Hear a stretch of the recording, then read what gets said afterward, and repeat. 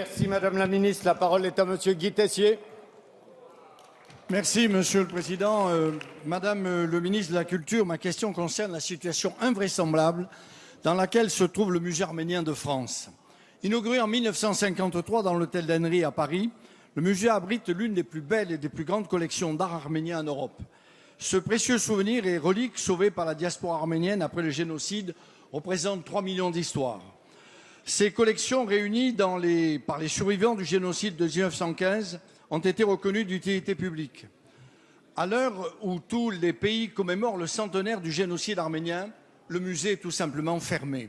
Il y a quelques années, le musée Guimet, dont dépend l'hôtel d'Henry, a engagé une rénovation car l'immeuble menaçait ruine. Le musée arménien est alors prié de déménager une partie de ses collections avec l'assurance de pouvoir regagner les lieux à la fin du chantier. Cet engagement n'a pas été tenu. En mars 2014, le musée Guimet fait changer les serrures de l'hôtel et interdit à l'équipe du musée arménien d'y accéder. On ne sait pas ce qu'il est advenu de la collection qui se trouvait à l'intérieur. Le tribunal de grande instance, saisi en référé par le musée arménien, s'est déclaré incompétent. Depuis, le blocage perdure. Alors que le peuple arménien, qui a vécu les pires souffrances, s'est battu pour préserver son histoire, sa mémoire, il est impensable aujourd'hui de lui ôter les moyens de les faire partager. C'est pourquoi nous souhaiterions savoir quelles dispositions vous entendez prendre pour faire respecter le droit de mémoire du peuple arménien.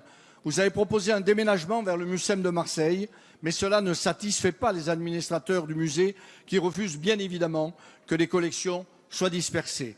Nous attendons des actes. Merci de nous donner réponse. Merci Monsieur Tessier. La parole est à Monsieur Jean-Marie Le Guen, secrétaire d'État, chargé des relations avec le Parlement. Merci Monsieur le Président. Monsieur le député Guy Tessier, je vous prie tout d'abord d'excuser l'absence de Fleur Pellerin, la ministre de la Culture et de la Communication, qui est actuellement à Cannes pour l'ouverture du Festival international du film, qui, comme vous le savez, constitue une formidable vitrine pour l'ensemble du cinéma français. S'agissant de votre question sur le devenir des collections du musée arménien de France, je puis vous assurer la mobilisation forte et entière du ministère de la Culture. Ces collections, propriété, vous l'avez peut-être souligné, de la Fondation Fringhian, font l'objet d'une très grande attention de la part du ministère de la Culture. Vous le savez, le musée d'Henry, dépendant du musée national Guimet, a été fermé, puis a connu une longue campagne de travaux de mise aux normes, ce qui a conduit à la fermeture malheureuse du musée arménien de France. L'intérêt patrimonial de cette collection impose une réaction rapide et surtout de trouver une solution. Le musée national de l'Europe et de la Méditerranée est le plus à même, de notre point de vue, d'accueillir ces œuvres. Compte tenu de l'aire géographique qu'il couvre, c'est la bonne solution.